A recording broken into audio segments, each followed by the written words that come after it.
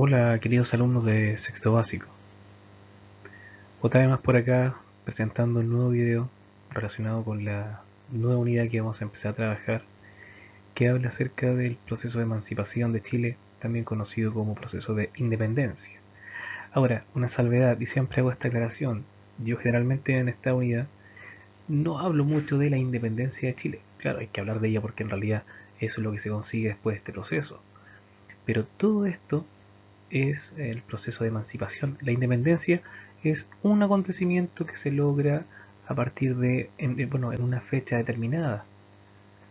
Pero todo esto es parte del proceso de emancipación. Entonces, cuando habla de emancipación, ustedes hagan el sinónimo de independencia de Chile. Así no se vayan a confundir.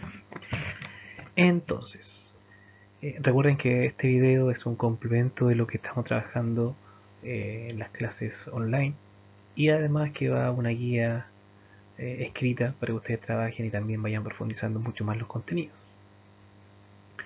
Bueno, partimos. Entonces, bueno, hecha la aclaración con respecto a el nombre de esta unidad, es que vamos a ver que este proceso de emancipación es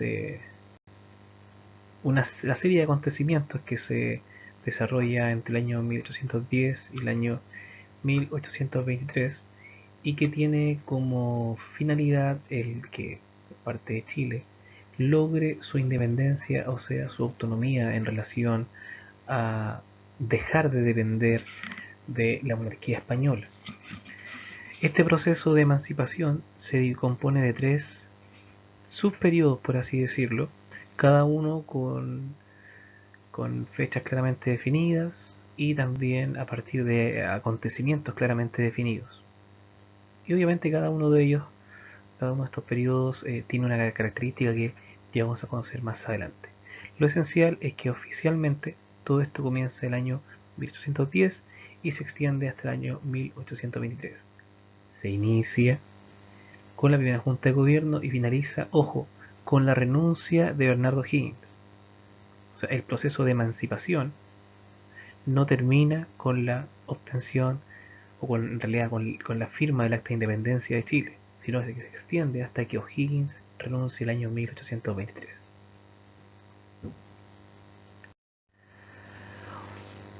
¿Por qué ocurre esta emancipación? Este es un proceso que no es exclusivo de Chile.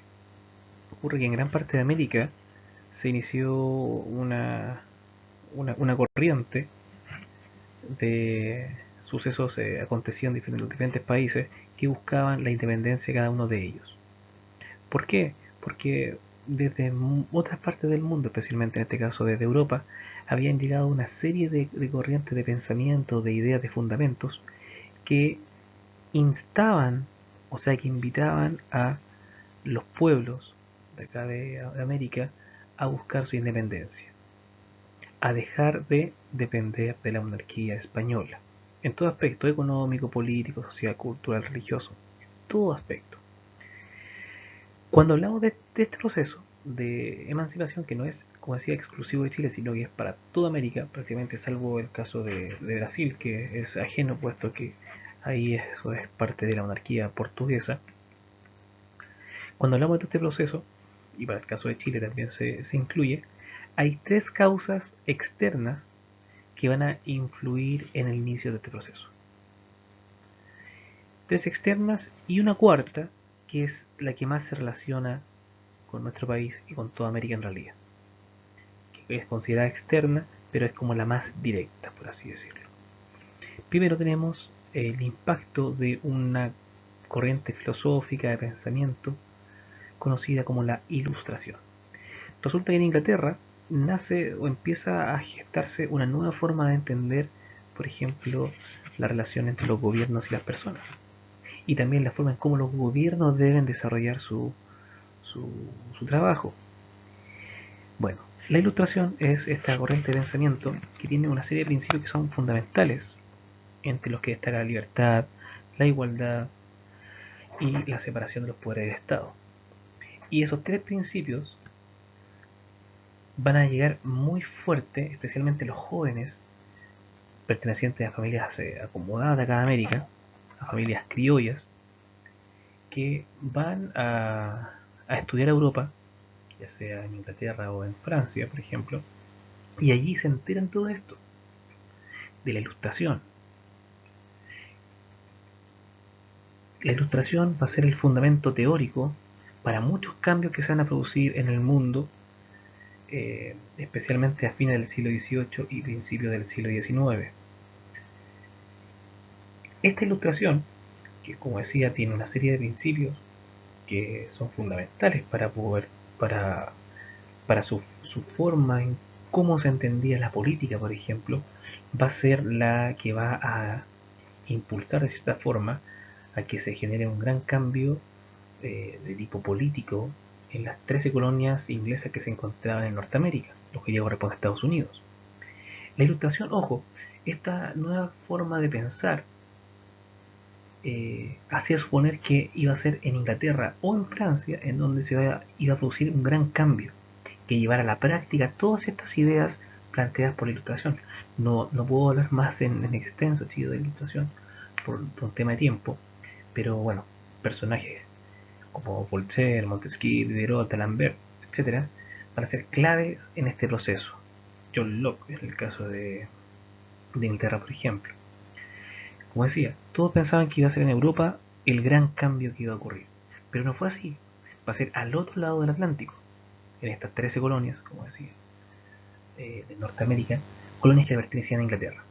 Por diferentes motivos, las colonias estaban muy descontentas por el actuar de Inglaterra, especialmente ante el alza del impuesto hacia el té, por ejemplo, lo cual va, y por lo más este era un producto muy cotizado, y si aumentaba el valor, obviamente eso se veía reflejado en el gasto de todas las familias de estas colonias que se encontraban en Norteamérica.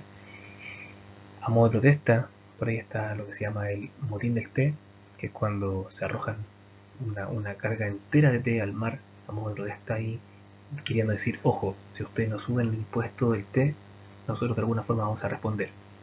Y así como en Estados Unidos se inicia eh, la guerra de la independencia de Estados Unidos, independencia que Estados Unidos logra eh, plasmar el día 4 de julio de 1776 con la firma del Acta de Independencia. Este proceso se extiende un año más, pero al fin y al cabo eso es un acontecimiento trascendental, y esto da a entender que los ideales de la ilustración es posible ponerlos en práctica.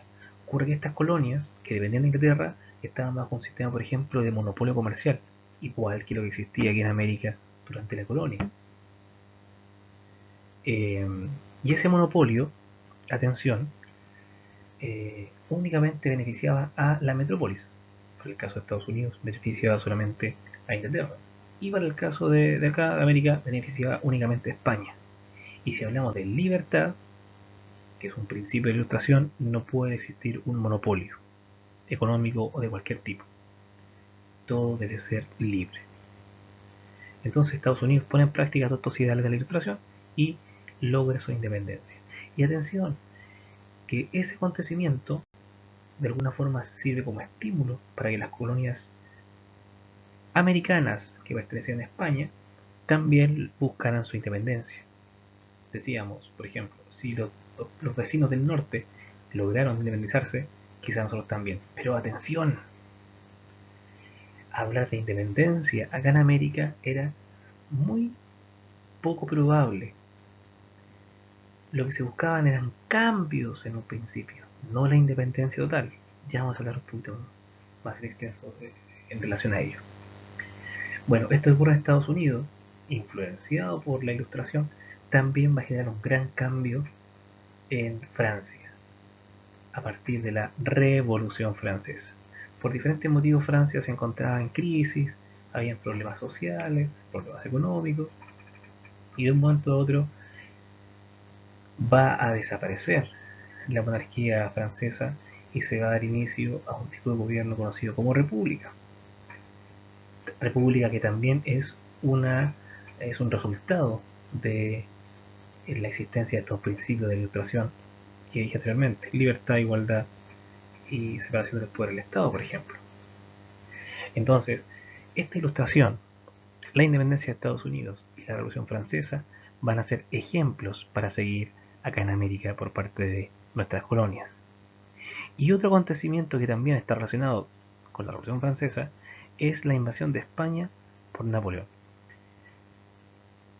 Ese acontecimiento va a significar que cuando Napoleón atraviesa por España con la intención de llegar a Portugal, va a apresar al entonces rey Fernando VII, que era el rey de España.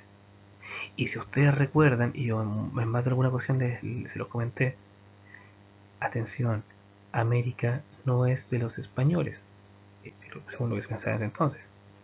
América era del rey de España. Entonces, el vínculo que existía entre América y España era la figura del rey. Pero el rey fue tomado preso y en su reemplazo Napoleón Bonaparte dejó a su hermano José Bonaparte como rey, o sea, un rey que no era legítimo. Y cuando el rey no está presente, se entendía que el poder volvía a la gente. Ojo con eso, que va a ser un elemento fundamental para entender todo el desarrollo de este proceso. Ahora bien, estas son las causas externas. Ahora, cosas que directamente nos, nos competen acá en Chile, está por ejemplo el descontento criollo. Si ustedes recuerdan, y eso se trabajó el año pasado en quinto básico, la pirámide social de la colonia estaba encabezada por los españoles y luego tenemos a los criollos. Recuerden que los criollos son los hijos de españoles que han nacido acá en América, que desde el punto de vista cultural, económico, eran similares a los españoles, pero por haber nacido acá en América estaban, por así decirlo, un peldaño más abajo en esta pirámide social. Los criollos sentían descontento porque los españoles acaparaban especialmente todos los puestos, los altos cargos políticos, y los criollos no podían participar, aun cuando tenían una cultura muy elevada. Muchos de ellos estudiaban en Europa, muchos de ellos tenían grandes riquezas, pero existía esta diferencia entre los españoles que nacían en la península y los españoles, comillas, que nacían acá en América. Entonces se fue gestando esta especie de descontento, de malestar, de por qué ellos sí y nosotros no. A eso se le suma también, y que va a producir un mayor descontento por lo demás, la expulsión de los jesuitas. Los jesuitas fueron una orden muy importante durante todo el proceso de la colonia, desde el punto de vista cultural, porque ellos desempeñaban la función de educar, y además que manejaban grandes riquezas, eran dueños de extensos territorios, perdón, lo cual de alguna forma va a ser una especie de amenaza hacia la figura del rey, puesto que una orden religiosa acá en América acaparaba quizás más trascendencia, tenía más importancia política, cultural, económica, que el mismo rey de España.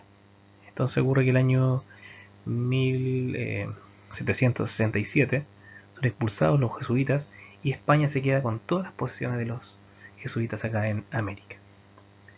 Entonces ocurre que los jesuitas, como decía, que habían controlado la educación, mantenían muy buena relación con las familias criollas, las familias más acaudaladas. Y cuando son expulsados, obviamente la gente se resiente mucho y critica esta decisión. También se critica el tema económico. Recuerden que existe un monopolio comercial, en donde España es quien pone la regla del juego, quien fija los precios, las cantidades que se venden, lo cual va en contra de una libertad económica. ¿Y a qué me refiero con eso? Que aquí en América los criollos, como decía, tenían un poder económico bastante alto, tenían grandes tierras, ellos dominaban las haciendas, que fueron la base de la economía colonial, aquí en Chile por ejemplo, pero que ellos no alcanzaban ese desarrollo económico, puesto que al haber un monopolio se les coartaba la posibilidad de vender más caro o vender en mayor cantidad, porque España, como decía, era quien regía todo eso. Entonces el descontento criollo tiene mucho que ver con el tema de la expulsión de jesuitas, pero principalmente el aspecto económico y también la exclusión política, como decía anteriormente, en donde ellos no podían acceder a los altos cargos políticos, no podían acceder a ser gobernadores, virreyes, simplemente por no haber nacido en España.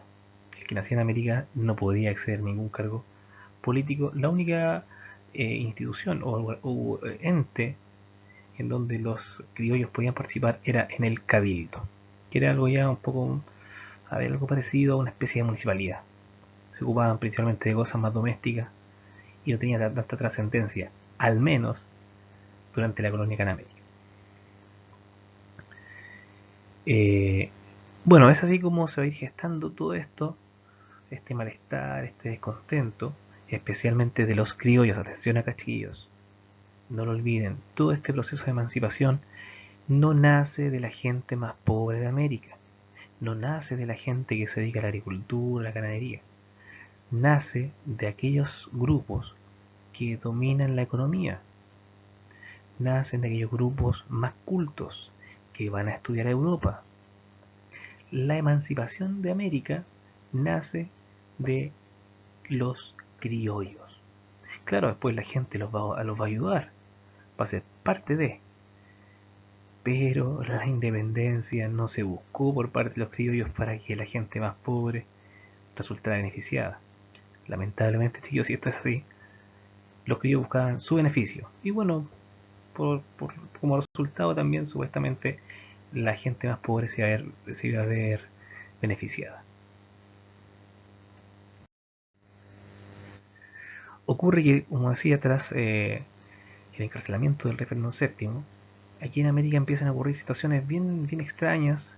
Eh, los gobernadores que iban a estar en las diferentes partes de América muchas veces no eran precisamente los más idóneos para el cargo.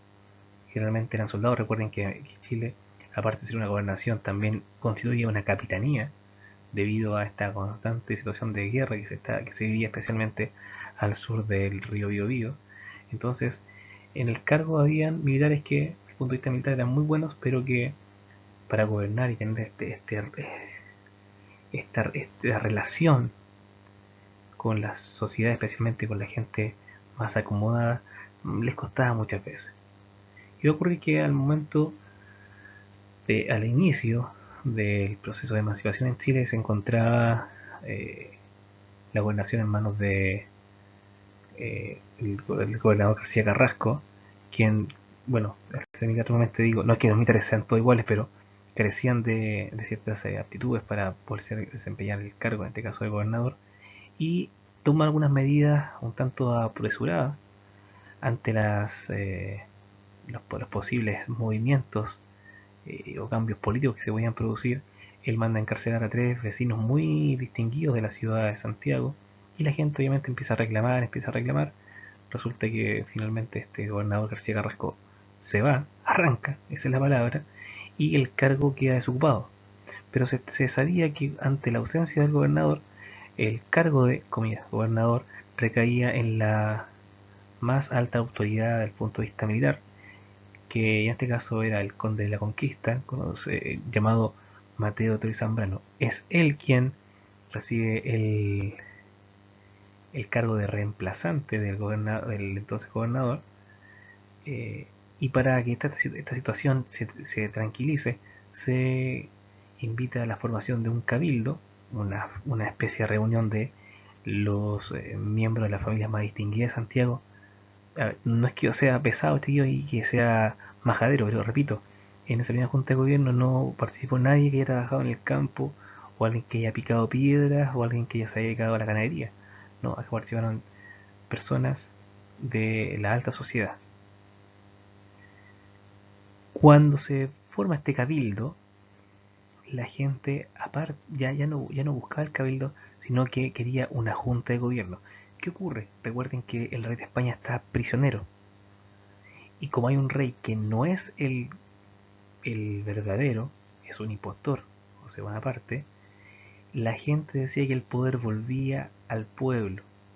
En este caso, el cabildo se transformaba en una junta de gobierno provisoria que buscaba simplemente mantener el resguardo de Chile, mantener el orden en Chile, una especie de gobierno provisorio, hasta que el rey fuera liberado. Y en ese entonces volvía el poder al rey. Y se forma la primera junta de gobierno el día 18 de septiembre de 1810. Atención con esa fecha. 18 de septiembre de 1810. La fecha de la primera junta de gobierno. No es la fecha de la independencia, chiquillos, no se van a equivocar. Muchas veces pensamos que cuando estamos, bueno, en un año normal, estamos celebrando el 18, estamos celebrando la independencia de Chile, y eso no fue así. Claro, la primera Junta de Gobierno fue un paso muy importante, trascendental para todo esto, porque es el inicio de. Pero la independencia la vamos a lograr 8 años después, cuando se firma el acta de independencia. Entonces, la primera Junta de Gobierno es el primer paso para llegar a la independencia. Fíjense las medidas o algunas de las medidas que se adoptan en esa primera Junta de Gobierno. Primero, declaración de libertad de comercio. Y esa libertad de comercio, que era la oposición o la contraparte del monopolio comercial, ¿a quién beneficiaba? ¿Quiénes eran los que controlaban la economía acá en Chile? Fíjense, en la primera instancia, los criollos se aseguran con beneficio, en este caso, la libertad de comercio. Chile establece relaciones con Argentina, porque Argentina ya había alcanzado su independencia. Se crearon cuerpos armados, una especie como de mini ejércitos, por así decirlo, para defenderse ante el ataque de algún enemigo. Y convocatarias para un Congreso Nacional. El Congreso lo que buscaba era crear leyes provisorias para desarrollar y para organizar en realidad el gobierno que iba a existir. Atención, en ningún momento en la primera Junta de Gobierno se habló de independencia. La primera Junta de Gobierno tenía la intención de salvaguardar los intereses del rey mientras él se encontraba prisionero. Y supuestamente cuando él estuviese libre, se disolvían las juntas y el poder volvía al rey. Pero eso no ocurrió, porque cuando el rey ya es liberado, acá en Chile ya existía la intención explícita de independencia.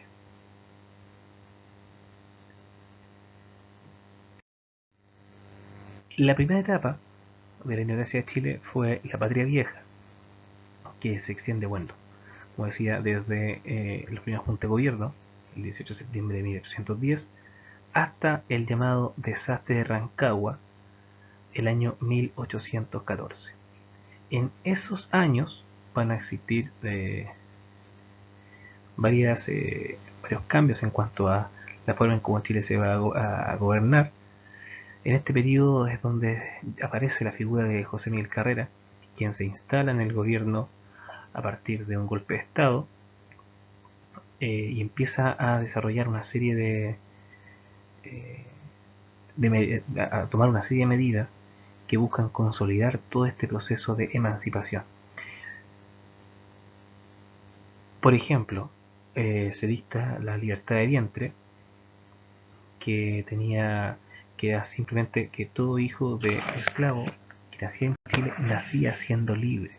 La libertad es un principio fundamental de la Ilustración y obviamente debía quedar plasmado eso en nuestro país. Libertad de comercio, obviamente. Elección de un Congreso. Relaciones con Estados Unidos, ¿por qué? Porque Estados Unidos estaba en disputa por unos territorios con España en el norte. Entonces a Estados Unidos le convenía que España perdiera poder acá en América. De esa forma Estados Unidos podía ser mucho más poderoso que España. El amigo de mi enemigo es mi mejor amigo. Recuerden eso. También, muy parecido a lo que había ocurrido en Europa, especialmente en Francia, con la creación de la enciclopedia, que era un libro que contenía una gran cantidad de conocimientos que se iban teniendo. Es como la Biblia, comillas, de la Ilustración. Acá en Chile también se crean documentos que se van a entregar semanalmente o periódicamente para dar a entender y a informar a la población lo que está ocurriendo con todo este proceso de la causa patriota. Es así como se funda el periódico La Aurora de Chile, que va a ser dirigida por Fray Camilo Enríquez.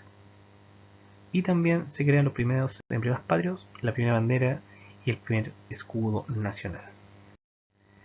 Aquí aparece una serie también de otras medidas y otros cambios que se van a producir durante todo este periodo. También importantísimo, por ejemplo, en todo este proceso de la patria vieja, está la fundación del Instituto Nacional y la Biblioteca Nacional. La cultura en nuestro país debía ser nueva, una cultura basada, repito, y lo he hecho hartas veces, pero es importante, basada en los principios de la ilustración. Entonces había que crear un establecimiento educacional que fuera fiel ejemplo de todos estos ideales. Si hablamos a modo de resumen con respecto a la patria vieja, es el periodo en donde poco a poco la facción eh, que buscaba la independencia empieza a lograr importantes victorias y gran parte del país, la zona central, pasa a manos de los patriotas. Pero ocurre que durante el desastre de Rancagua, esta batalla de Rancagua, que fue un enfrentamiento, obviamente se usa en Rancagua, no hay que ser muy genio para pensar eso, para saberlo, a partir de ciertas desavenencias entre Carrera y O'Higgins, O'Higgins pierde el dominio de la ciudad de Rancagua y el ejército patriota que ahí luchó, hubieron muchas bajas y se disgregó. Una gran cantidad de soldados huyen a Argentina porque saben que Argentina está independiente y los pocos que quedan acá, muchos de ellos son capturados y son enviados a la isla de Juan Fernández, perdón, al archipiélago Juan Fernández, eh, a modo de prisión. Y es así como tras el desastre de Rancagua se inicia el segundo periodo de la emancipación de Chile, conocida como la Reconquista, ojo, Reconquista Española de Chile. Por eso usted busca la información de la Reconquista Española de España, es otro proceso en el cual los españoles buscaban librarse o expulsar a los musulmanes de la península ibérica. Hay que hablar de la Reconquista Española, pero en Chile. Básicamente los realistas recuperan el poder que habían perdido durante la Patria Vieja y buscan aplacar cualquier intento de organización por parte de los patriotas. Entonces muchos de los vecinos que apoyaron económicamente toda la causa patriota van a ser castigados, se van a quitar sus tierras, a quitar sus riquezas, a modo de castigo. Como acá en Chile no existía un ejército claramente organizado, va a ser muy importante la función que cumple Manuel Rodríguez, quien va a ser una especie como de espía, que trae información de Argentina acá a Chile y lleva información de Chile a Argentina. ¿A quién se la lleva? Precisamente a José de San Martín, quien es el que lidera toda la organización que está viendo Argentina, que es un país libre, y José de San Martín que está preparando un gran ejército que tiene la siguiente intención: ayudar a que Chile se independice y posteriormente ir a independizar Perú, porque Perú era como el centro neurálgico del poder español que existía en Sudamérica. Entonces, si liberamos Perú, aquí en América no va a quedar ningún elemento tan poderoso por parte de España. Entonces, lo que se hace en ese periodo, en la Reconquista, que es el periodo que va desde 1814 a 1817, es de alguna forma mantener a los españoles a raya y que no estén pensando que ya tienen la victoria asegurada. De eso se encarga Manuel Rodríguez, quien habla con diferentes, con cuatreros, con asaltacaminos, eh, para que de alguna forma se unan a la causa patriota, ataquen a los españoles y de esa forma los españoles no estén del todo tranquilos. A partir de lo que se llama guerra de guerrillas o montoneras, que eran rápidos ataques que generaban estos cuadreros con los cuales se había pactado Manuel Rodríguez, disparaban, causaban algunas bajas en los españoles y arrancaban. El ejército español estaba acostumbrado aquí, a esta guerra de un ejército frente a otro. pero cuando atacaban por cualquier parte y arrancaban, y venían de allá y arrancaban, el ejército español, que era inmensamente poderoso, no estaba tranquilo porque no sabían en dónde se podía producir un ataque. Para ese entonces, acá a Chile llega el gobernador Casimiro Marco del Pont, quien es recordado por las medidas bastante despiadadas contra quienes eh, se mostraban a favor de la causa patriota, o sea, quienes buscaban la independencia. Afortunadamente, en Argentina se organiza el llamado Ejército Libertador de los Andes, con tropas argentinas, con esclavos, con algunos chilenos que habían huido hacia la Argentina tras de Rancagua, por diferentes lugares de la zona central de Chile, atraviesan estos ejércitos y vienen a apoyar a lo que a la pequeña facción patriota que existía en Chile. Entonces va a ser así como el año 1817, específicamente, el día 12 de febrero, se va a desarrollar la llamada Batalla de Chacabuco, que de alguna forma marca ya el desequilibrio en cuanto a el dominio de los ejércitos, y el bando patriota eh, ya prácticamente tiene la zona central de Chile en sus manos tras la disputa de esta batalla. En esa ocasión, el Cabildo de Santiago propone nombrar a José San Martín, quien había llegado de Argentina con este ejército, para que ocupe el cargo de director supremo. Él no lo acepta porque él dice: debo continuar hacia Perú. Entonces él dice: dejen a O'Higgins, perfectamente puede ser el director supremo de Chile. Y así como, bueno, O'Higgins ocupa ese cargo. Un año después del desarrollo de la batalla de Chacabuco, se produce, se hace la firma del Acta de Independencia de Chile el 12 de febrero pero de 1818, en donde, bueno, Chile ya demostraba ser un país autónomo, aun cuando en Chile aún quedaban ciertas zonas que estaban ocupadas por españoles. Va a ser así como definitivamente el día 5 de abril de 1818 se lleva a cabo la batalla de Maipú, que es la batalla definitiva en la cual los patriotas logran vencer a los españoles, aun cuando Chiloé, la isla de Chiloé, va a seguir perteneciendo a España por varios años más. O'Higgins cuando asume el cargo de editor supremo, va a desarrollar una serie de obras.